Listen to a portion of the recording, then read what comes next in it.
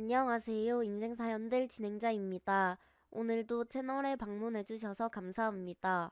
2026년 4월 14일 사연 시작하도록 하겠습니다. 어머, 이 흉터 좀 봐. 징그러워, 오빠. 내 간을 받아 살아난 남편의 품에서 그 여자는 제 배의 수술 자국을 손가락으로 가리키며 킥킥거렸습니다. 야, 여기 도장 찍어. 나 유라랑 새로 시작할 거야. 남편은 미리 준비해둔 이혼 서류를 제 앞에 툭 던졌습니다. 옆에 있던 시어머니가 팔짱을 끼며 한마디를 보탰죠. 병든 주제에 내 아들 앞길 막지 말고 조용히 꺼져.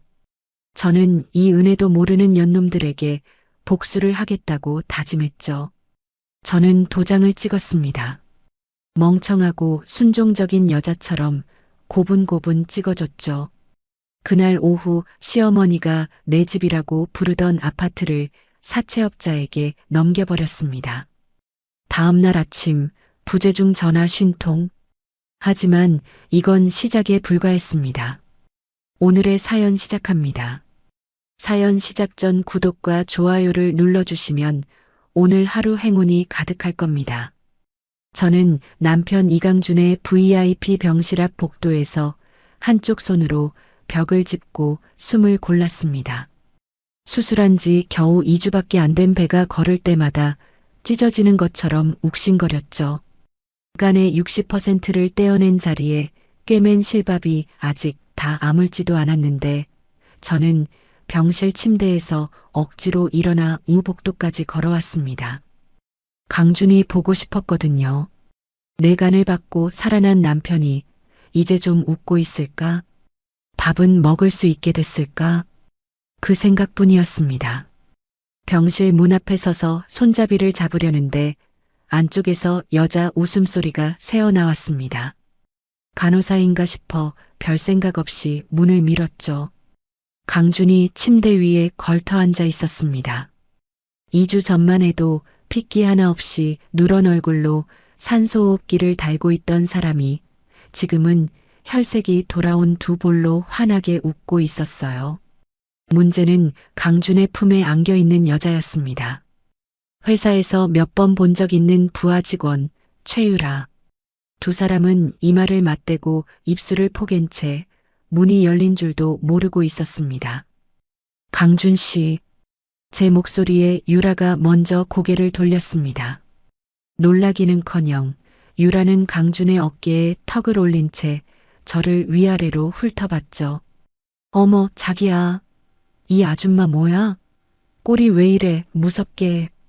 유라가 코웃음을 치며 제 배 쪽을 가리켰습니다. 환자복 사이로 거즈와 반창고가 덕지덕지 붙은 수술 자국이 보였을 겁니다. 아우 징그러워. 오빠, 저 흉측한 자국 좀 봐. 저러고 돌아다니면 다른 환자들 다 도망가겠어. 오빠 몸에 저런 여자간이 들어있다고 생각하니까 내가 다 소름 끼친다, 정말.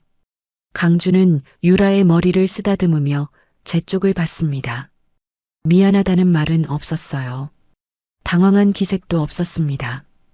오히려 침대 옆 탁자 서랍을 열더니 서류 한 묶음을 꺼내 제 앞으로 툭 던졌습니다. 지아야, 마침 잘 왔다. 긴 말 필요 없고 여기 도장이나 찍어. 서류를 집어들었습니다.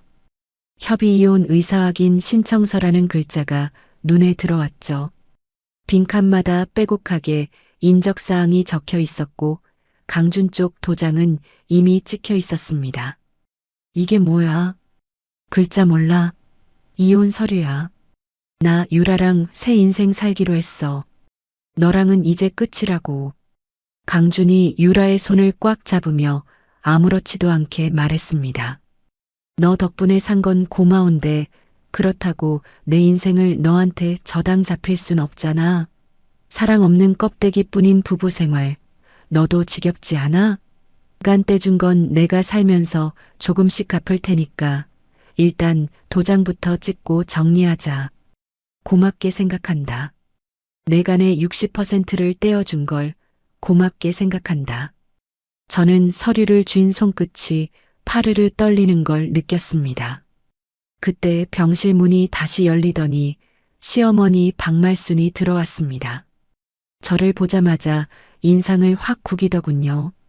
아이고, 저 불길한 년. 넌 왜 남의 귀한 병실에 와서 청승이야?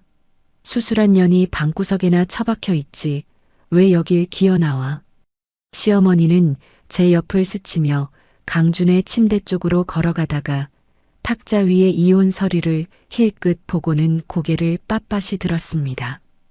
강준이가 드디어 서류 꺼냈구나. 잘했다, 내 아들. 지아, 너 양심이 있으면 당장 도장 찍어라. 네가 이 몸으로 붙어 있어봐야 우리 아들 앞길만 막는 거야. 아픈 마누라 병수발이나 들게 할 작정이야? 그건 너무 이기적인 거지. 어머니, 저 수술한 지 이제 겨우 보름 됐어요. 재간 떼어줘서 강준 씨가 살아난 거라고요. 누가 몰라. 고맙다 그래. 고마운 건 고마운 거고 살 사람은 살아야지. 너처럼 골골대는 애랑 어떻게 평생을 같이 살아? 돈 욕심 부리면서 구질구질하게 위자료 소리 하지 말고 법대로 깔끔하게 몸만 나가라. 알겠니? 시어머니가 손바닥을 내저으며 대못을 박았습니다. 강주는 유라의 어깨를 감싼 채 창밖을 보고 있었고 유라는 시어머니 뒤에 서서 입꼬리를 비죽거리며 비웃었죠. 저는 그 세 사람의 얼굴을 천천히 둘러봤습니다. 내 피와 살로 되살아난 남편, 내 남편을 빼앗고도 뻔뻔한 여자, 내가 번 돈으로 아파트까지 사준 시어머니, 이 인간들한테 분노를 터뜨려봐야 지금 이 자리에서 달라지는 건 아무것도 없었습니다. 저는 입술을 깨물었습니다. 피가 배어 나왔지만 아프지 않았어요. 배에 꿰맨 실밥이 당기는 것보다 가슴팍이 훨씬 더 아팠으니까요. 도장 찍을게요. 제가 고개를 숙이며 말하자 시어머니가 기다렸다는 듯 서랍에서 인주와 도장을 꺼내 내밀었습니다. 미리 준비해뒀더군요. 쿵!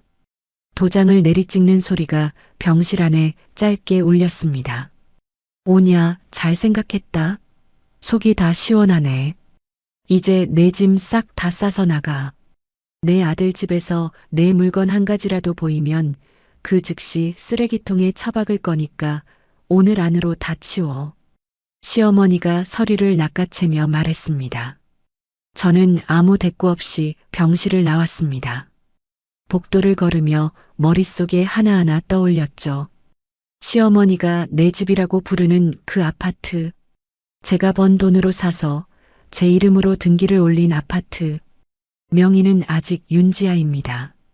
그리고 강준의 회사, 수백억짜리 투자를 끌어들인 그 핵심 프로그램, 그 기술의 원천 특허는 제 개인 이름으로 등록되어 있죠. 복도 끝 엘리베이터 앞에서 저는 휴대폰을 꺼냈습니다. 전화번호부를 스크롤하다가 한 이름 앞에서 손가락을 멈췄습니다. 부동산 경매 전문 사채업자, 악명 높기로 소문난 사람이죠. 저는 전화를 걸었습니다. 사장님, 저 윤지아예요. 아주 급하게 넘길 급매물이 하나 있는데 오늘 당장 처리 가능하세요? 시세보다 3억이나 낮춰서 드릴게요. 대신 딱 하나 조건이 있어요. 오늘 바로 가계약금 싸주시고 지금 그 집에 있는 사람들 당장 길바닥으로 내쫓아 주세요. 가능하시죠? 전화기 너머로 사채업자가 걸걸하게 웃었습니다. 아이고, 우리 윤 사장님이 그렇게 파격적인 제안을 하시는데 제가 마다할 리가 있습니까? 걱정 마십시오. 돈 입금하는 즉시 제 애들 보내서 아주 깔끔하게 청소해 드리겠습니다. 전화를 끊고 저는 엘리베이터 버튼을 눌렀습니다. 수술 부위가 또 쑤셨지만 이를 악물었습니다. 퇴원 수속을 마치고 병원 로비로 내려오니 시어머니가 보낸 것인지 제 짐이 로비 한 구석에 쌓여 있었습니다. 옷가지며 세면도구며 비닐봉지에 아무렇게나 쑤셔 넣은 채로요. 저는 그 짐더미 앞을 지나쳐 병원 밖 벤치에 앉았습니다. 4월 바람이 수술복 위로 스며들어 차가웠지만 오히려 머리가 맑아지는 기분이었죠. 휴대폰에 알림이 떴습니다. 사채업자가 가계약금 수억 원을 입금했다는 문자였습니다. 저는 즉시 명도 조건이 적힌 매매계약서 파일에 전자서명을 하고 등기 이전에 필요한 서류를 모두 넘겼습니다. 이제 시어머니가 내 집이라고 부르던 그 아파트는 내일이면 험상궂은 새 주인의 것이 됩니다. 저는 벤치 등받이에 머리를 기대고 눈을 감았습니다. 배가 쑤시고 온몸에 힘이 없었지만 머릿속은 그 어느 때보다 또렷하게 돌아가고 있었습니다. 이혼 숙려기간 1개월이 지났습니다. 가정법원 출석일 아침, 저는 거울 앞에서 한참을 서 있었죠. 볼이 푹 꺼지고 광대뼈가 툭 튀어나온 얼굴이 비쳤습니다. 수술 후유증으로 밥을 제대로 못 먹은 탓에 한 달 사이 몸무게가 7kg나 빠졌거든요. 법원 현관에 도착하니 강준과 유라가 나란히 서 있었습니다. 강준은 잘 다린 감색 정장을 입고 있었고 유라는 강준의 팔짱을 낀 채 명품 선글라스를 이마 위로 올리고 있었죠.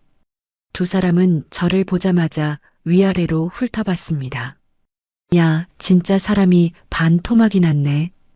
유라가 강준의 팔을 잡아 끌며 낄낄거렸습니다. 오빠, 저 꼴 봐. 이혼 안 해줬으면 저런 거 달고 다닐 뻔했다. 강준이 피식 웃으며 유라의 등을 토닥였습니다. 됐어, 가자. 빨리 끝내고 밥 먹으러 가게. 저는 아무 말도 하지 않았습니다. 법정 안에서 판사가 이혼 의사를 최종 확인했고 저는 재산 분할도 위자료도 전부 포기한다는 조서에 서명했습니다. 판사가 의아한 눈으로 저를 봤지만 저는 고개를 끄덕였을 뿐이에요. 법원 계단을 내려오자마자 시어머니가 저한테 성큼 다가왔습니다.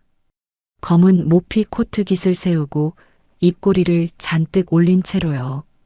지아야, 오늘부터 넌 남이야.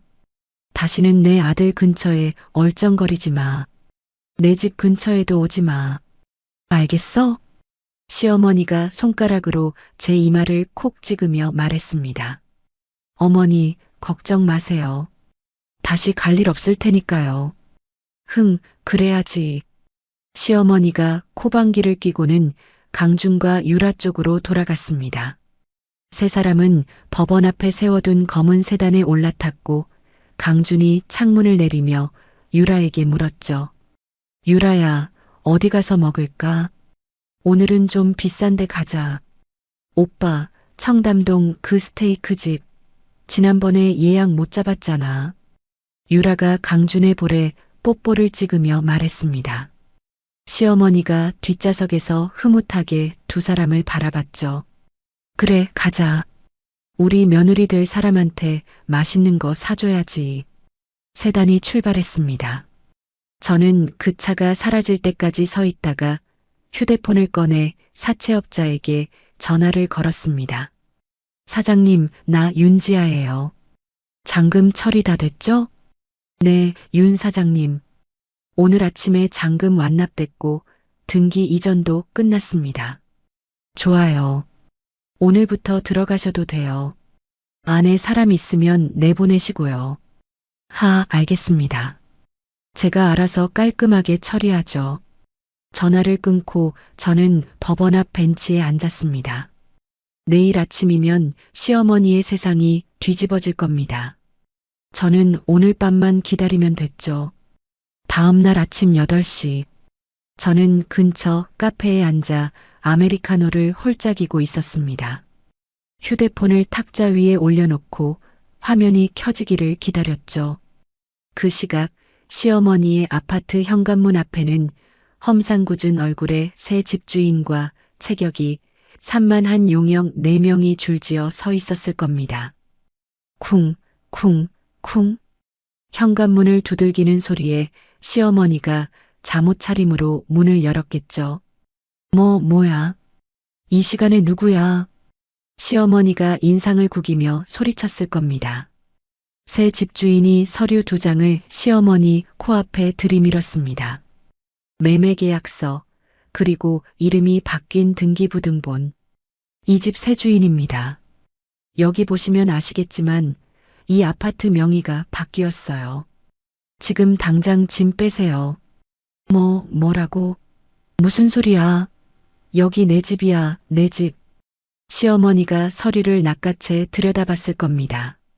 매매계약서 맨 위에 적힌 매도인 이름 윤지아. 시어머니의 눈이 휘둥그레졌겠죠. 이게 무슨 지하 인연이.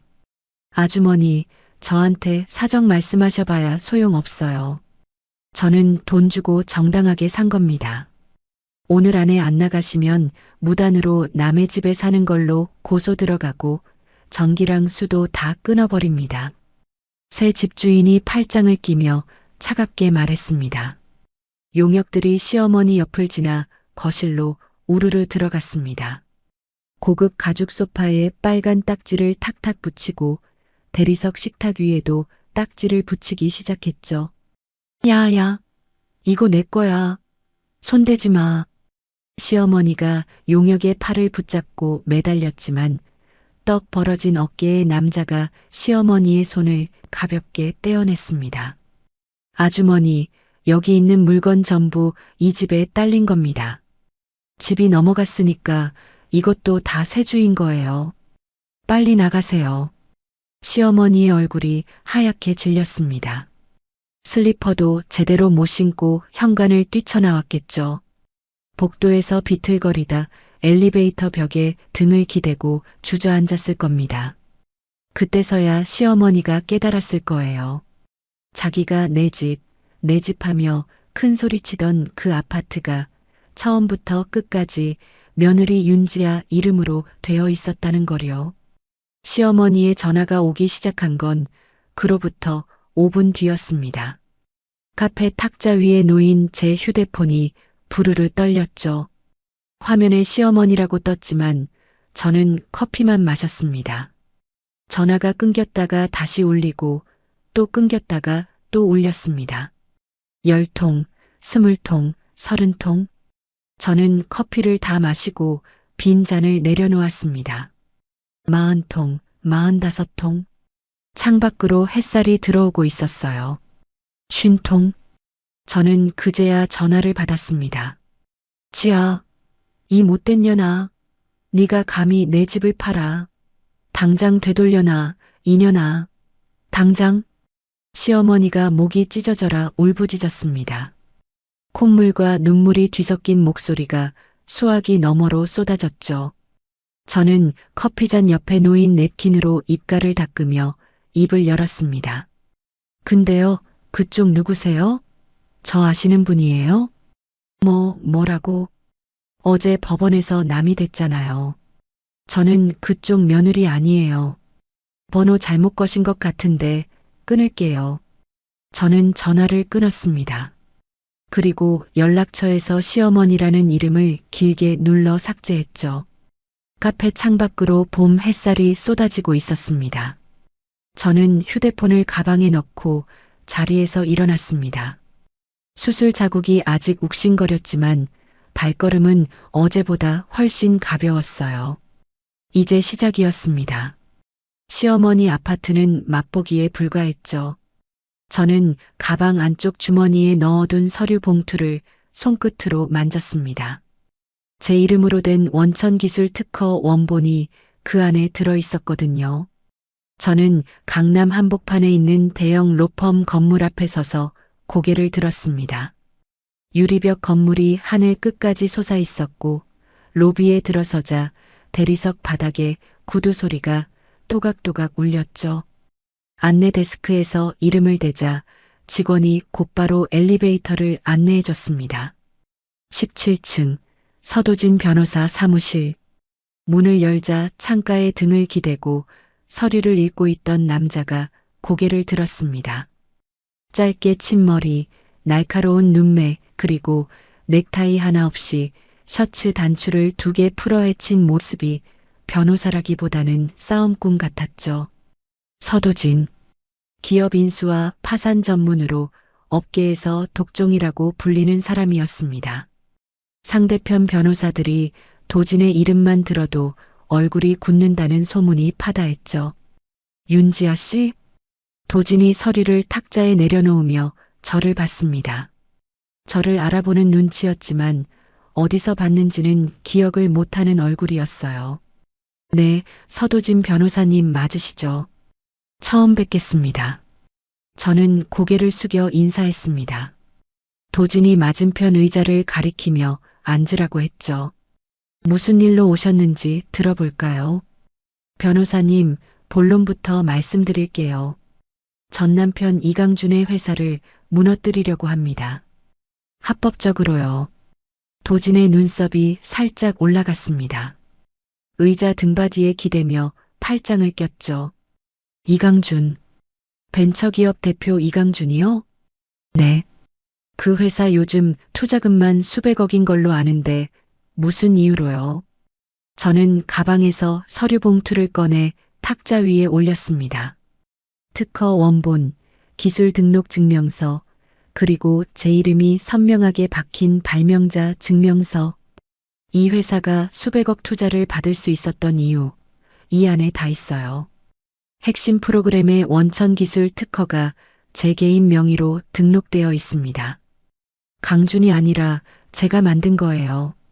도진이 봉투를 열어 서류를 한 장씩 넘기기 시작했습니다. 페이지를 넘길 때마다 도진의 눈이 점점 날카로워졌죠. 이거 강준 씨 회사에서 쓰고 있는 기술이 전부 여기서 나온 겁니까? 전부요. 하나도 빠짐없이요. 도진이 서류에서 눈을 떼고 저를 똑바로 봤습니다.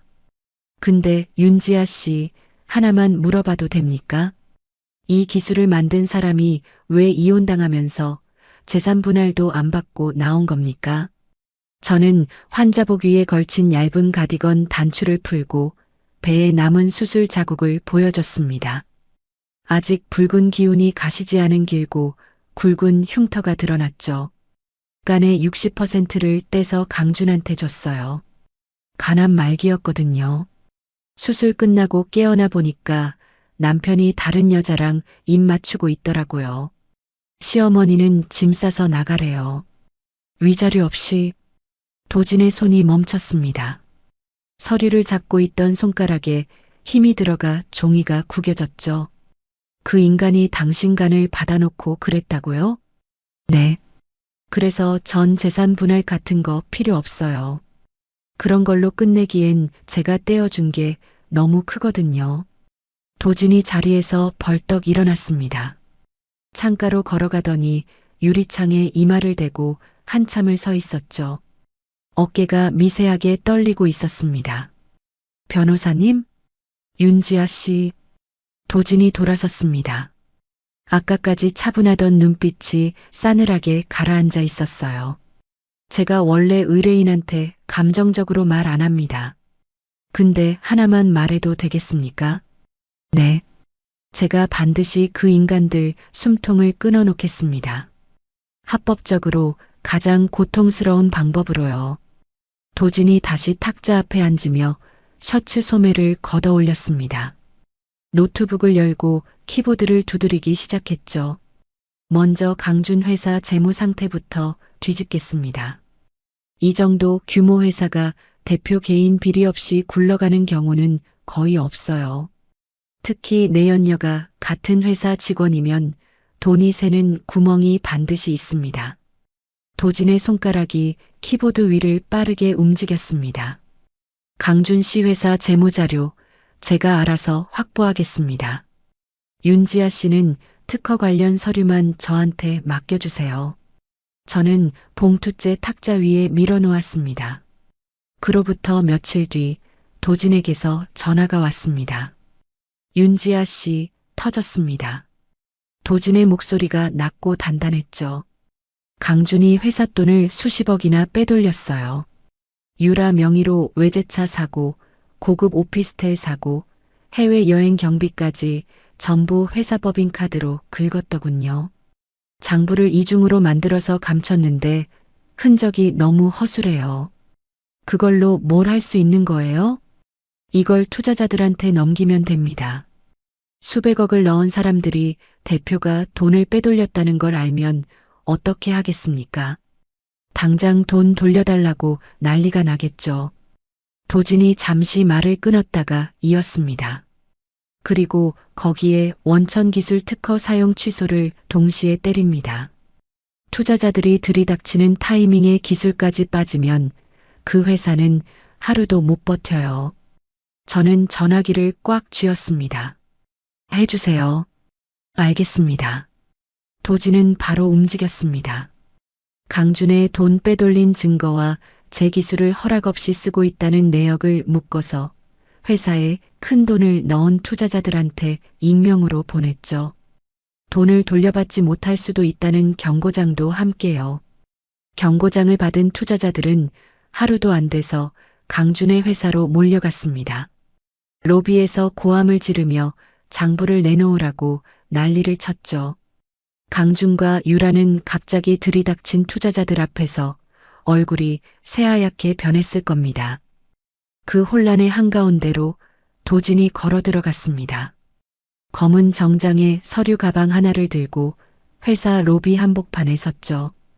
접수 데스크에 서류 뭉치를 탁 내려놓으며 말했습니다. 서도진 변호사입니다. 윤지아 씨의 법률 대리인으로 왔습니다. 원천기술 특허 사용 승인 취소, 그리고 500억 규모의 손해배상 청구 소장 접수하러 왔습니다. 로비가 조용해졌습니다. 투자자들도 직원들도 모두 도진을 바라봤죠. 강준이 사무실에서 뛰쳐나왔습니다. 넥타이가 풀어져 있었고 이마에 땀이 흥건했어요. 500억? 지아가 보낸 거라고? 도진이 서류를 강준의 가슴팍에 밀어붙이며 말했습니다. 내일부터 이 회사 핵심 프로그램 전부 작동이 멈춥니다. 그리고 이 회사의 모든 자산이 동결될 겁니다. 각오하세요. 강준의 무릎이 풀렸습니다. 서류를 받아든 손이 사시나무처럼 떨렸고 얼굴에서 핏기가 싹 빠졌죠. 강준은 그 자리에서 바닥에 주저앉았습니다. 도진은 강준을 한번 내려다보고는 돌아서서 로비를 빠져나갔습니다. 도진의 선전포고가 있던 다음 날 오전 10시, 저는 노트북 앞에 앉아 화면을 들여다보고 있었습니다. 화면 한가운데에 빨간색 실행 버튼이 떠 있었죠. 이 프로그램을 처음 만들 때 저는 만일을 대비해서 원격으로 시스템을 멈출 수 있는 장치를 심어뒀습니다. 개발자만 쓸 수 있는 일종의 비상정지 스위치 같은 거였죠.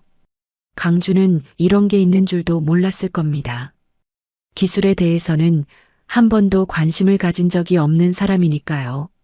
저는 마우스 커서를 빨간 버튼 위에 올렸습니다. 손끝이 잠깐 멈칫했어요. 이걸 누르면 강준의 회사는 끝입니다. 수백 명의 직원들, 거래처들, 고객사들까지 전부 피해를 볼 거예요. 하지만 저는 눈을 감았다가 떴습니다. 강준이 병실에서 유라와 입을 맞추던 장면이 떠올랐고 시어머니가 제 이마를 손가락으로 찍으며 나가라고 했던 목소리가 귓가에 울렸죠. 클릭. 화면에 시스템 정지 완료라는 메시지가 떴습니다. 저는 노트북을 닫고 의자 등받이에 몸을 기댔죠. 그 시각 강준의 회사에서는 난리가 났을 겁니다. 핵심 프로그램이 한꺼번에 먹통이 됐으니까요.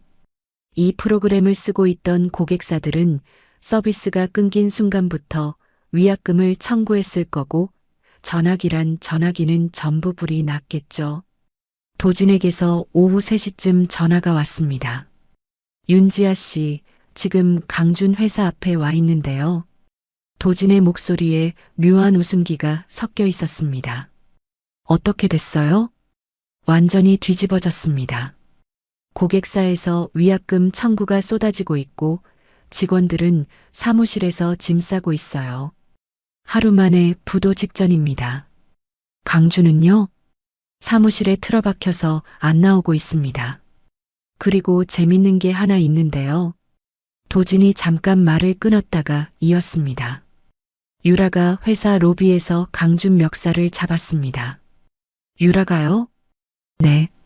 이게 다 오빠 때문이라고 회사를 왜 이 꼴로 만들었냐고 악을 쓰면서요. 강준도 가만 안 있고 유라 손목을 뿌리쳤고 둘이 로비 한복판에서 서로 머리채를 잡고 뒹굴었습니다. 직원들이 겨우 떼어놨어요. 불과 며칠 전까지 법원 앞에서 팔짱을 끼고 스테이크 먹으러 가자던 두 사람이 로비 바닥에서 서로 멱살을 잡고 구르고 있다니. 저는 전화기를 든 채 한참 동안 아무 말도 하지 못했습니다. 통쾌하다기보다는 한심했어요. 그리고 시어머니 박말순 씨도 왔었습니다. 시어머니가요? 아들 회사가 망한다는 소식 듣고 찜질방에서 달려왔는데 로비에서 빚쟁이들한테 둘러싸인 강준을 보고 그 자리에서 기절했습니다. 구급대원이 와서 데려갔어요. 저는 창밖을 바라봤습니다. 시어머니가 저한테 짐 싸서 나가라고 했을 때 그 당당하던 얼굴이 떠올랐죠. 지금은 찜질방 신세에 아들 회사 앞에서 기절까지 했다니. 도진 변호사님, 다음 단계 진행해 주세요. 이미 준비돼 있습니다. 오늘 오후에 법원에 강준의 개인 재산 전부 가압류 신청 넣겠습니다. 유라 이름으로 사둔 외제차, 오피스텔까지 몽땅요. 이 두 사람 손에 남는 돈이 한 푼도 없게 만들어 놓겠습니다. 도진이 전화를 끊었습니다. 그날 저녁 가압류가 떨어졌습니다.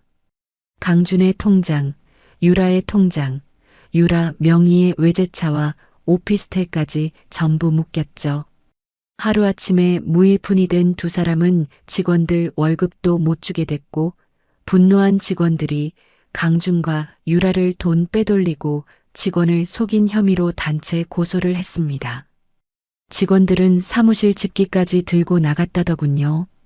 그날 밤 11시쯤이었습니다. 저는 호텔방에서 약을 먹고 막 불을 끄려던 참이었죠. 프런트에서 전화가 왔습니다. 윤지아 고객님, 로비에 손님이 한 분 계신데요. 이강준이라는 분이 고객님을 찾고 계십니다. 술에 많이 취하신 것 같은데 올려보내드릴까요? 심장이 한번 크게 뛰었습니다. 하지만 저는 심호흡을 한번 하고 대답했죠. 제가 내려갈게요. 로비에 내려가자 강준이 보였습니다. 정장 상의는 어디서 잃어버렸는지 와이셔츠만 입고 있었고 셔츠에는 술이 잔뜩 배어 있었죠. 넥타이를 머리띠처럼 이마에 두르고 있었는데 눈이 반쯤 풀려 있었습니다. 강준이 저를 발견하자 비틀거리며 다가오더니 대리석 바닥에 무릎을 꿇었습니다. 쿵 하는 소리가 조용한 로비에 크게 울렸죠. 지아야, 지아야 제발. 강준이 제 발치에 이마를 박으며 울먹였습니다. 가압류 풀어줘. 제발 가압류만 풀어줘. 나 지금 통장에 10,000원도 없어. 밥도 못 사 먹어. 일어나. 저는 한 발짝 물러서며 말했습니다. 네가 나한테 무릎 꿇을 자격 없어. 내 간을 받아서 지금 살아있으면서 수술 끝나자마자 다른 여자랑 키스하던 사람이 무슨 낯짝으로 나한테 와서 빌어. 지아야, 그때 내가 잘못했어. 제발 한 번만. 아직 안 끝났어. 저는 강준의 눈을 똑바로 내려다보며 말했습니다. 내가 떼어준 강값은 청구도 안 했거든. 앞으로가 더 남았어. 강준의 얼굴이 일그러졌습니다. 바닥에 엎드려 있던 강준이 갑자기 벌떡 일어나더니 핏발선 눈으로 저를 노려봤죠. 야, 윤지야. 네가 나한테 이럴 수 있어? 네가 감히. 강준이 쌍욕을 퍼부으며 저한테 달려들었습니다. 그 순간 옆에서 누군가 강준의 팔을 잡아 비틀었죠. 도진이었습니다. 도진이 강준의 팔을 등 뒤로 꺾어 대리석 바닥에 눌러 엎었습니다. 강준이 바닥에 턱을 박고 꼼짝 못하며 비명을 질렀죠. 접근금지 가처분이 내려져 있는 거 모르십니까? 경찰 부릅니다. 도진이 강준의 팔을 누른 채 차갑게 말했습니다. 10분 뒤 경찰이 도착했고 강준은 팔이 꺾인 채로 경찰차 뒷좌석에 실렸습니다. 차 문이 닫히기 직전 강준이 창문 너머로 저를 봤죠. 분노도 슬픔도 아닌 공포가 가득 찬 눈이었습니다. 경찰차가 떠난 뒤 도진이 양복 소매를 털며 저를 돌아봤습니다. 괜찮으십니까? 네. 고마워요. 도진 변호사님. 호텔 경호팀한테 얘기해 놓겠습니다. 다시는 이런 일 없게요. 도진이 고개를 숙여 인사하고 돌아서려는데 저는 도진의 등을 보며 물었습니다. 변호사님, 강준이 유치장에서 나오면 어떻게 될까요? 도진이 멈춰서서 어깨 너머로 저를 봤습니다. 더 큰 짓을 저지르겠죠. 벼랑 끝에 몰린 사람은 반드시 최악의 선택을 합니다. 도진의 말이 맞았습니다.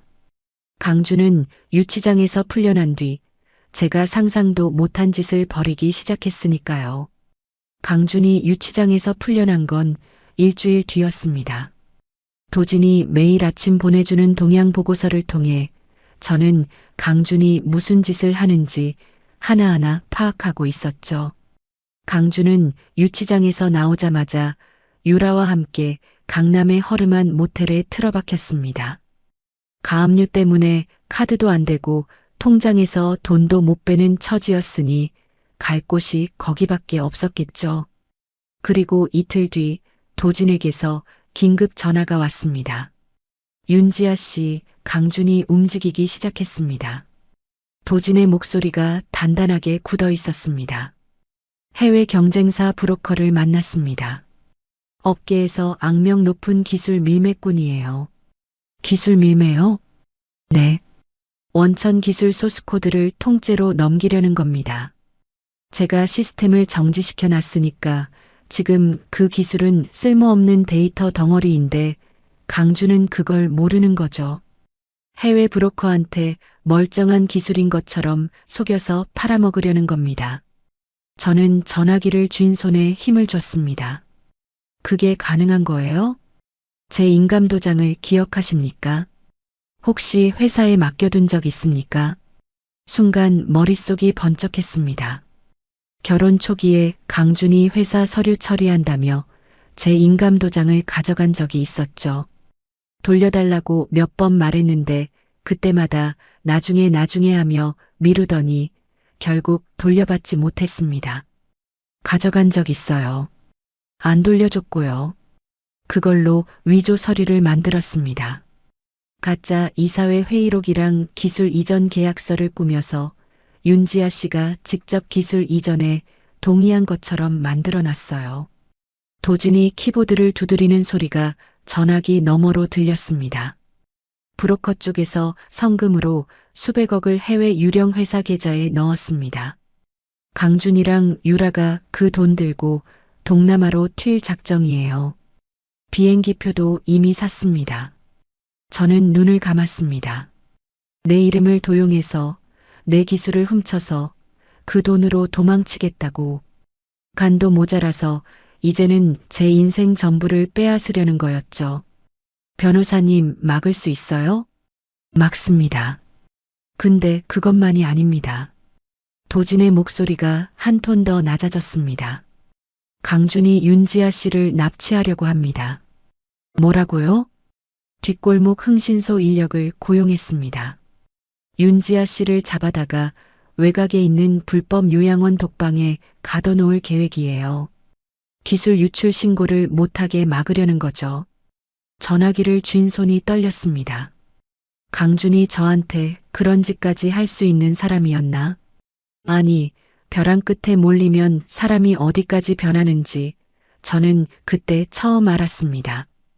윤지아 씨, 제 말 잘 들으세요.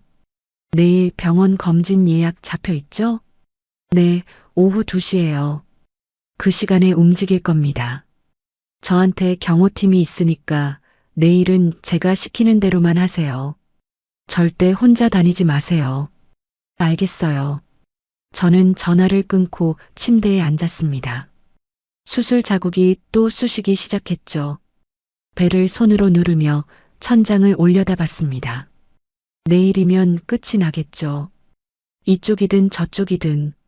다음 날 오후 저는 병원 검진을 마치고 지하 주차장으로 내려갔습니다. 주차장은 텅 비어 있었고 제 차는 구석 기둥 옆에 세워져 있었죠. 차 문에 손을 대려는 순간 뒤에서 검은 밴 한 대가 급정거하며 제 차 앞을 막았습니다. 밴문이 열리더니 건장한 남자 셋이 뛰어내렸습니다. 모자를 눌러 쓰고 마스크로 얼굴을 가린 채 저한테 달려왔죠. 소리 지르지 마. 조용히 타. 한 남자가 제 팔을 잡아 끌었습니다. 다른 남자가 제 입을 막으려고 손을 뻗었죠. 그 순간 주차장 반대편에서 타이어 마찰음이 귀를 찢었습니다. 검은 세단 2대가 굉음을 내며 달려오더니 밴 양쪽을 막아섰죠. 차 문이 열리고 단단한 체격의 경호원 6명이 쏟아져 나왔습니다. 손 놔. 도진이 세단 뒷좌석에서 내리며 말했습니다.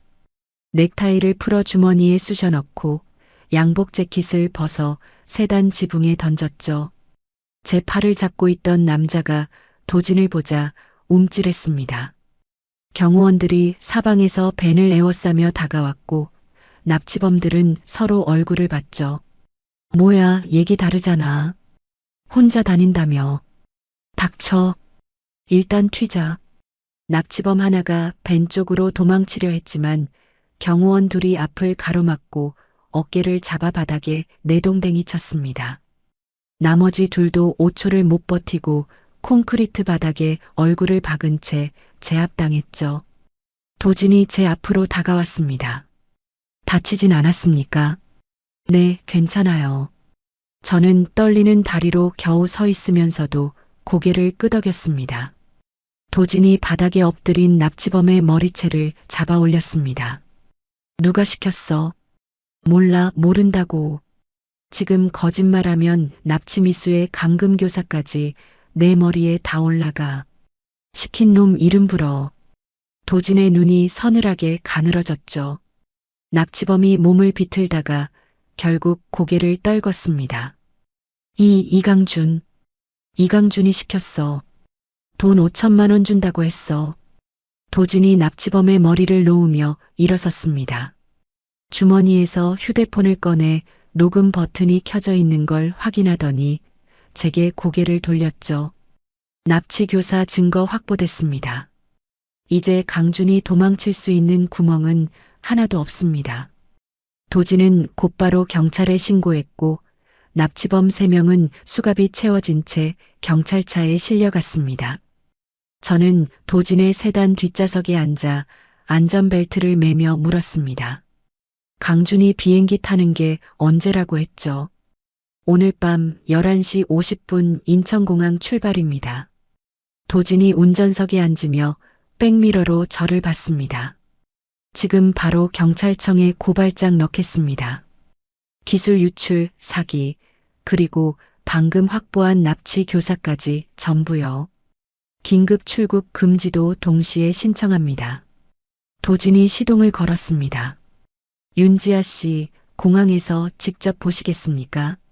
저는 창밖을 바라봤습니다. 지하 주차장의 형광등 불빛이 차창에 길게 흘렀죠. 네. 끝까지 볼 거예요. 도진이 고개를 끄덕이고 차를 출발시켰습니다. 밤 11시 인천공항 출국장은 늦은 시간인데도 사람들로 붐비고 있었습니다.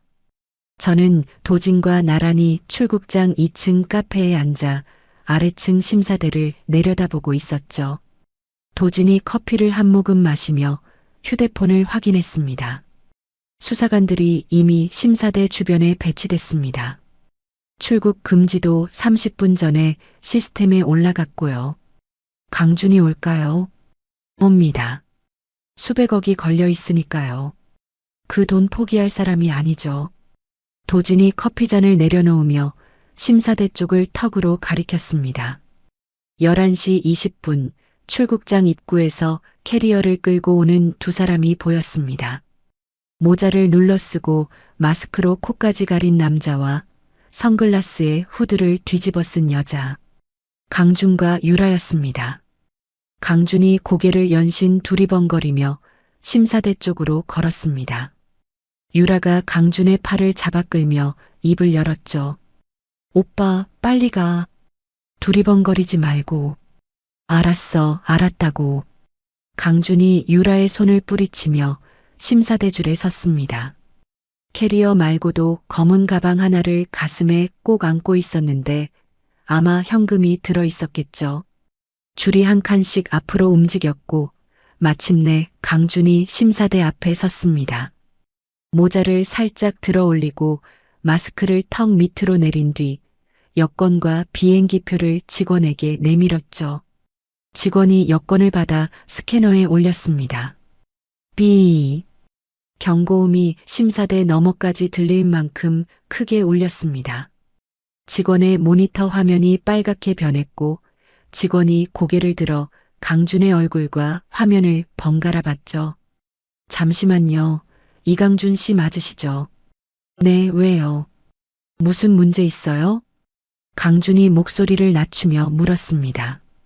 직원이 뒤쪽을 향해 손짓을 했죠. 여기요, 이쪽입니다. 그 순간 심사대 양옆에서 사복 차림의 수사관 4명이 동시에 나타났습니다. 그 뒤로 공항 경찰 제복을 입은 경찰관 6명이 심사대를 에워쌌죠.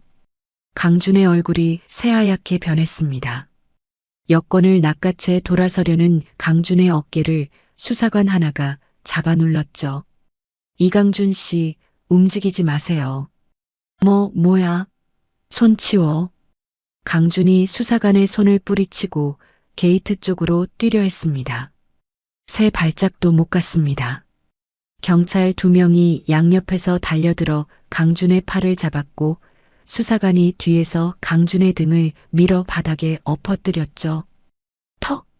강준의 턱이 대리석 바닥에 부딪히는 소리가 울렸습니다. 출국장에 있던 사람들이 일제히 고개를 돌렸고 여기저기서 휴대폰 카메라를 꺼내 들었죠. 이강준 씨 긴급 체포합니다. 혐의는 사기, 문서 위조, 산업기술 유출, 그리고 납치 교사입니다. 수사관이 강준의 손목 뒤로 수갑을 채우며 말했습니다. 찰칵 하는 금속 소리가 출국장에 짧고 차갑게 울렸죠. 아니야. 나 아무것도 안 했어. 이거 나. 강준이 바닥에 엎드린 채 발버둥을 쳤지만 3명의 경찰이 등을 누르고 있었습니다. 유라는 이미 반대쪽으로 도망치고 있었죠. 선글라스를 벗어 던지고 후드를 벗으며 인파 속으로 파고들려 했지만 잠복해 있던 여성 수사관이 유라의 팔을 잡아 세웠습니다. 최유라 씨, 공범으로 긴급 체포합니다. 저 아니에요. 저는 아무것도 몰라요. 저는 강준 오빠한테 속은 거라고요. 유라가 수사관의 손을 뿌리치며 악을 썼습니다. 저는 도진과 함께 카페에서 내려와 출국장 바닥에 제압당한 강준 앞에 섰습니다. 강준이 바닥에 턱을 대고 고개를 돌려 저를 올려다봤죠. 눈이 핏줄로 가득 차 있었습니다. 지아야. 저는 강준 앞에 쪼그려 앉았습니다. 눈높이를 맞추고 천천히 입을 열었죠. 강준아, 한 가지만 알려줄게. 네가 해외 브로커한테 넘긴 그 기술 있잖아. 그거 내가 원격으로 정지시킨 날부터 이미 쓰레기 데이터야. 작동 안 하는 빈 깡통을 수백억에 판 거지. 강준의 눈이 커졌습니다. 입이 벌어졌다 닫혔다를 반복했지만 소리가 나오지 않았죠. 그때 출국장 입구에서 양복을 입은 외국인 3명이 통역사와 함께 성큼성큼 걸어왔습니다. 해외 브로커 측 변호사들이었죠. 가운데 선 남자가 바닥에 엎드린 강준을 내려다보며 통역사에게 뭔가 말했고 통역사가 수사관에게 서류를 내밀었습니다. 수백억을 주고 산 기술이 가짜 데이터였습니다. 국제 사기로 추가 고소합니다. 통역사가 서류를 수사관에게 건넸습니다. 강준의 얼굴이 흑빛으로 변했죠. 아, 아니야. 그게 아니라 나는 몰랐어. 진짜 몰랐다고. 강준이 바닥에서 몸을 비틀며 발악했습니다. 유라가 경찰에게 잡힌 채 강준을 봤습니다. 유라의 얼굴이 벌겋게 달아올랐죠. 이강준, 이 사기꾼아. 네가 다 괜찮다고 했잖아. 기술 멀쩡하다고, 돈 받으면 둘이 새 출발한다고. 유라가 수갑이 채워진 손으로 강준 쪽을 가리키며 소리쳤습니다. 나는 네가 시키는 대로 했을 뿐이야. 계좌도 네가 만들라고 한 거잖아. 도진이 주머니에서 서류 한 장을 꺼내 유라 앞에 펼쳤습니다. 최유라 씨, 해외 유령 회사 계좌를 직접 관리한 건 유라 씨예요. 송금 내역에 유라 씨 이름이 다 찍혀 있습니다. 속았다는 말은 법정에서 하세요. 유라의 입이 닫혔습니다. 눈동자가 흔들리다가 이를 악물고 고개를 돌렸죠. 경찰이 강준을 바닥에서 일으켜 세웠습니다. 강준이 수갑이 채워진 채로 비틀거리며 한 발짝 때려는 순간 갑자기 배를 움켜쥐고 무릎이 꺾였죠. 으윽. 강준이 이를 악물며 옆구리를 부여잡았습니다. 얼굴이 노랗게 변하더니 입에서 거품이 밀려나왔죠. 눈이 뒤집어지며 대리석 바닥에 그대로 쓰러졌습니다. 환자다. 쓰러졌어. 수사관이 소리쳤고 출국장이 순식간에 아수라장이 됐습니다. 공항 의료진이 달려와 강준의 셔츠를 뜯고 상태를 확인했죠. 간이식 환자인데 약을 안 먹었나 봐요. 상태가 심각합니다. 구급차 불러주세요. 의료진이 다급하게 외쳤습니다. 수술 후에는 몸이 세간을 밀어내지 않도록 약을 꼬박꼬박 먹어야 하는데 강준은 매일 술을 퍼마시며 약도 안 먹었던 겁니다. 극도의 공포와 스트레스가 겹치자 몸이 버티질 못한 거죠. 구급대원들이 들것을 가져와 강준을 눕혔습니다. 수갑이 들것 난간에 채워졌고 경찰 2명이 양옆에서 들것을 따라갔죠. 저는 출국장 유리창 너머로 사이렌을 켜고 출발하는 구급차를 봤습니다. 빨간 불빛이 공항 어둠 속에서 빙글빙글 돌았죠.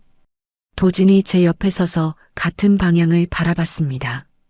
끝났습니다. 저는 대답하지 않았습니다. 구급차의 빨간 불빛이 점점 작아지다가 공항도로 너머로 사라질 때까지 저는 그 자리에 서서 지켜봤죠. 강준과 유라가 구속된 지 2달 뒤 서울중앙지방법원 대법정에서 1심 선고 공판이 열렸습니다. 저는 방청석 맨 뒷줄에 앉아 법정 안을 둘러봤죠. 기자들이 카메라를 들고 앞줄을 빼곡히 채우고 있었고 방청석에는 피해를 본 투자자들과 전 직원들이 팔짱을 끼고 앉아 있었습니다. 법정 문이 열리고 강준이 들어왔습니다. 휠체어를 타고 있었죠. 얼굴이 흑빛이었고 광대뼈가 튀어나온 볼 위로 누런기가 돌았습니다. 공항에서 쓰러진 이후로 몸이 급격하게 나빠졌다고 들었어요. 교도관이 휠체어를 밀어 피고인석까지 데려다 놓자 강준은 고개를 숙인 채 한 번도 올리지 않았습니다. 뒤이어 유라가 교도관 2명에게 양팔이 잡힌 채 들어왔습니다. 화장기 하나 없는 얼굴에 수의를 입고 있었는데 법원 앞에서 선글라스를 끼고 강준 팔짱을 꼈던 그때와는 완전히 다른 사람 같았죠. 유라는 방청석을 한번 훑더니 입술을 질끈 깨물고 고개를 돌렸습니다. 전원 기립. 재판장 입정하십니다. 법정 경위의 목소리에 모두가 일어섰습니다. 재판장이 자리에 앉자 법정이 조용해졌죠. 재판장이 서류를 넘기며 입을 열었습니다. 피고인 이강준, 피고인 최유라. 본 재판부는 제출된 증거와 피고인들의 자백을 바탕으로 모든 혐의를 유죄로 인정합니다. 강준이 휠체어 팔걸이를 움켜쥐었습니다. 손가락 마디가 하얗게 변했죠. 피고인 이강준에게 징역 15년, 벌금 50억 원을 선고합니다. 피고인은 피해자의 신체 일부를 이식받아 목숨을 건진 뒤에도 그 은혜를 저버리고 회사 돈을 빼돌리고 국가 핵심 기술을 해외에 유출하려 하였으며 피해자를 납치하려는 범행까지 저질렀습니다. 범행의 동기와 수단, 결과 모두 극히 불량하여 최고 수준의 형량을 선고합니다. 강준의 고개가 더 깊이 숙여졌습니다. 휠체어에 앉은 어깨가 잘게 떨리고 있었죠. 피고인 최유라에게 징역 8년을 선고합니다. 피고인은 단순 가담이 아닌 주범에 준하는 역할을 수행하였으며 해외 유령회사 계좌를 직접 관리하고 자금 세탁에 적극 가담한 점을 무겁게 봅니다. 피고인을 법정 구속합니다. 싫어. 8년이 말이 돼. 유라가 자리에서 벌떡 일어나 소리쳤습니다. 교도관 2명이 유라의 어깨를 잡아 앉히려 했지만 유라는 몸을 비틀며 발버둥을 쳤죠. 저는 강준이 시킨 대로 한 것뿐이라고요. 왜 저한테 8년이에요? 조용히 하세요. 재판장이 나직하게 말했습니다. 유라의 목소리가 잦아들었지만 눈에서 눈물이 줄줄 흘러내렸죠. 교도관이 유라의 팔을 잡아 법정 뒤쪽 문으로 끌고 가기 시작했습니다. 강준 오빠, 오빠 때문이야. 다 오빠 때문이라고. 유라가 끌려가면서도 강준을 향해 악을 썼습니다.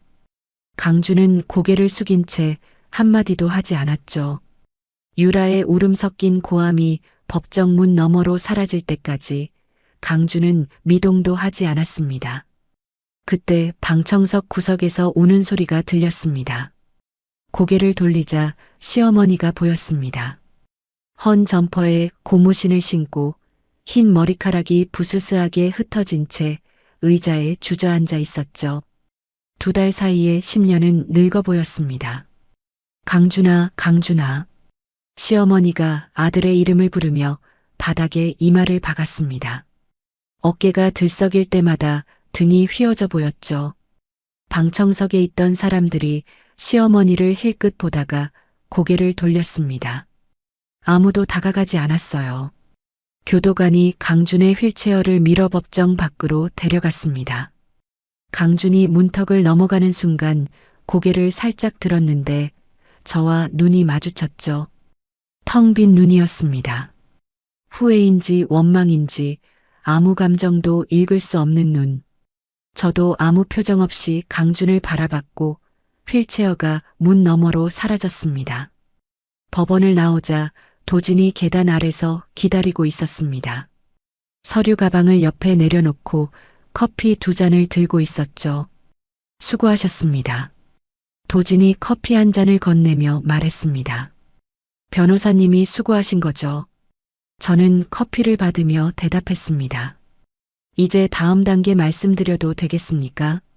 네, 말씀하세요. 강준 회사가 파산 절차에 들어갔습니다. 자산이 경매로 넘어가는데 제가 인수 절차를 밟아놓았습니다.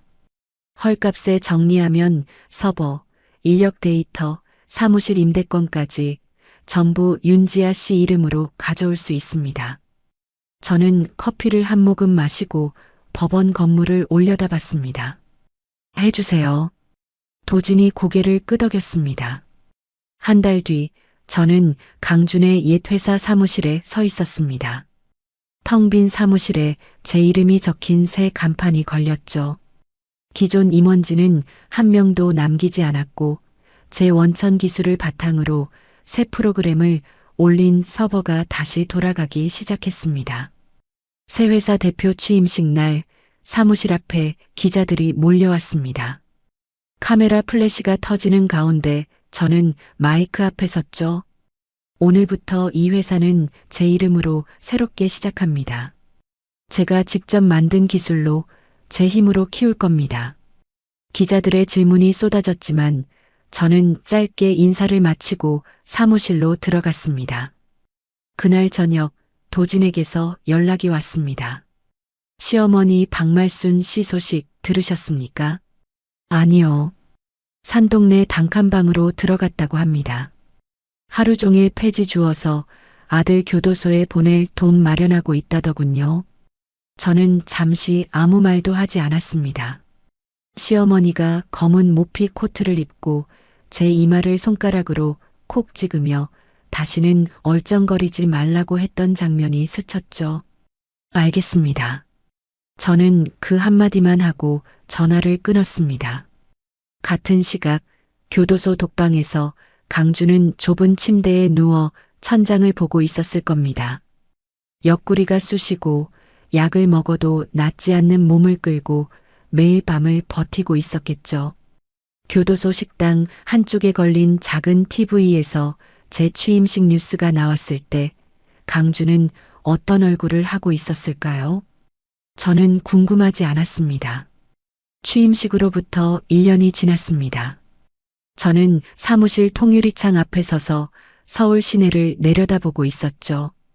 1년 전만 해도 텅 비어있던 이 사무실이 지금은 200명이 넘는 직원들로 가득 차 있었습니다.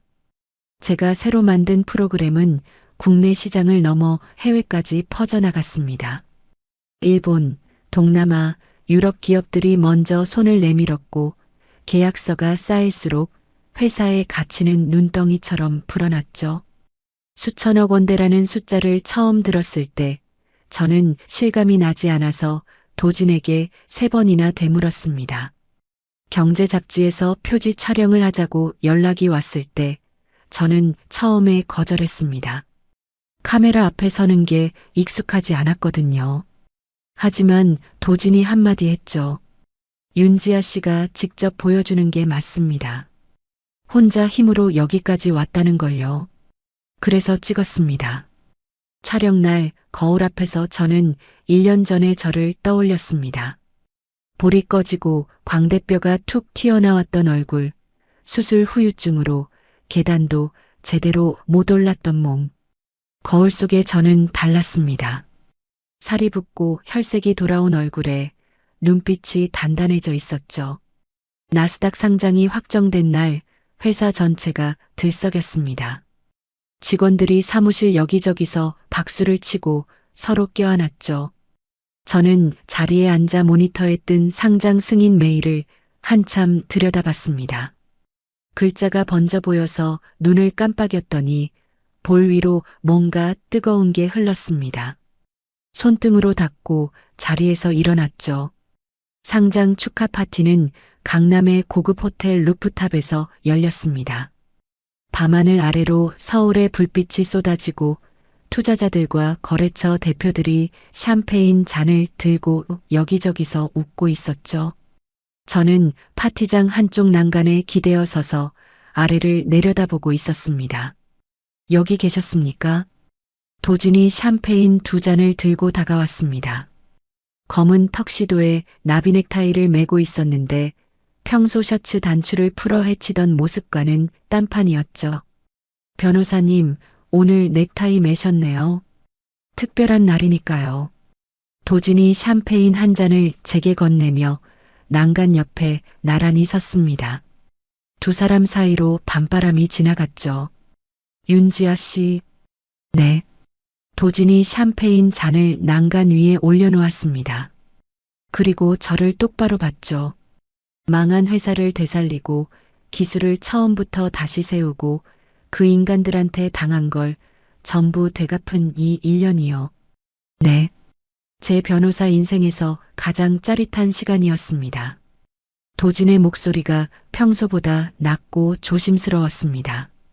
법정에서 상대편 변호사를 바닥에 깔 때의 그 서늘한 목소리가 아니었죠. 도진 변호사님이 아니었으면 저는 병원 벤치에서 끝났을 거예요. 진심으로 감사해요. 감사는 제가 드려야죠. 윤지아 씨가 없었으면 저는 그냥 돈 잘 버는 변호사로 끝났을 겁니다.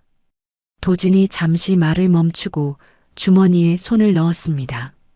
손가락 끝에 작은 상자가 들려 있었죠. 검은 벨벳 상자. 윤지아 씨, 저 이제 복수 파트너 말고 다른 자리에 지원하려고 합니다. 도진이 상자를 열었습니다. 안에 다이아몬드 반지가 들어 있었죠. 루프탑 조명을 받아 작은 돌이 반짝거렸습니다. 앞으로 남은 날들 저랑 같이 걸어가 주시겠습니까? 저는 도진의 얼굴을 올려다봤습니다. 처음 로펌 사무실에서 만났을 때 셔츠 단추를 풀어 헤치고 서류를 읽던 얼굴, 지하 주차장에서 납치범의 팔을 꺾던 얼굴, 법원 계단 아래서 커피 2잔을 들고 기다리던 얼굴, 그 모든 순간이 한꺼번에 스쳤습니다. 저는 고개를 끄덕였습니다. 도진이 반지를 꺼내 제 손가락에 끼워줬죠. 차가운 금속이 손가락에 닿았을 때 가슴 한가운데서 오랫동안 얼어붙어 있던 것이 풀리는 기분이었습니다. 다음 날 아침 저는 평소보다 일찍 사무실에 출근했습니다. 책상 위에 봉투 하나가 놓여 있었죠. 법무부 직인이 찍힌 공문서였습니다. 봉투를 열고 안에 종이를 꺼냈습니다. 이강준 수용자, 교도소 의무실에서 병동으로 이감. 상태가 위중하다는 내용이 적혀 있었죠. 저는 그 종이를 한번 읽고 접었습니다. 책상 옆에 있는 파쇄기 전원을 켜고 종이를 밀어 넣었죠. 위잉 하는 소리와 함께 종이가 잘게 잘려 아래로 떨어졌습니다. 의자에 앉아 통유리창 밖을 봤습니다. 아침 햇살이 서울 시내 건물들 사이로 쏟아지고 있었죠. 왼손 약지에 낀 반지가 햇빛을 받아 한번 반짝였습니다. 그때 사무실 문이 열리고 도진이 들어왔습니다. 한 손에 커피 2잔, 다른 손에 오늘 회의 서류를 들고 있었죠. 벌써 나왔습니까? 오늘 할 일이 많아서요. 도진이 커피를 제 책상에 올려놓고 옆 의자에 앉았습니다. 저는 커피를 집어들며 도진을 봤죠. 도진이 서류를 펼치다 말고 저를 보며 고개를 살짝 기울였습니다. 왜 그렇게 보십니까? 아니요, 그냥요. 저는 웃으며 커피를 마셨습니다. 도진도 피식 웃고는 서리로 눈을 돌렸죠. 창밖으로 햇살이 쏟아지고 있었습니다. 저는 커피잔을 내려놓고 의자에서 일어났습니다. 오늘도 할 일이 많았거든요. 시청자 여러분, 자신의 하나뿐인 남편을 위해 몸의 일부를 떼어준 지아 씨의 통쾌한 복수를 끝까지 들으셨나요? 윤지아는 자신의 피와 살을 떼어줬습니다. 사랑하는 사람이 죽어가고 있으니까 그게 당연한 거라고 생각했죠. 돌아온 건 이혼 서류와 짐 보따리였습니다. 누군가는 이 이야기를 듣고 통쾌하다고 느꼈을 겁니다. 누군가는 처음부터 끝까지 가슴이 답답했을 수도 있고요. 하지만 저는 이 이야기에서 한 가지를 꼭 말씀드리고 싶습니다. 윤지아의 진짜 복수는 시어머니의 아파트를 팔아버린 것도 남편의 회사를 무너뜨린 것도 아니었습니다. 자기 자신의 값어치를 되찾은 것, 그게 진짜 복수였습니다. 누군가를 위해 모든 걸 내어준 사람이 배신당한 뒤에도 무너지지 않고 제 발로 다시 일어서는 것, 그것보다 무서운 복수는 없습니다. 지금 이 이야기를 듣고 계신 분들 중에도 혹시 자기 자신을 너무 싸게 내어주고 있는 분이 계실지 모르겠습니다. 당신의 헌신은 당연한 게 아닙니다. 당신의 희생을 아무렇지 않게 여기는 사람 곁에서 더 이상 자신을 깎아내리지 않으셨으면 좋겠습니다. 이야기를 끝까지 들어주신 분이 계시다면 잘 들었다고 댓글 하나만 남겨주세요. 감사합니다. 오늘의 사연도 끝까지 들어주신 시청자 여러분 감사합니다. 항상 다채로운 이야기, 재밌는 이야기 들고 올 수 있도록 노력하는 인생 사연들이 되겠습니다. 오늘 하루도 무탈하고 행복한 하루 보내세요.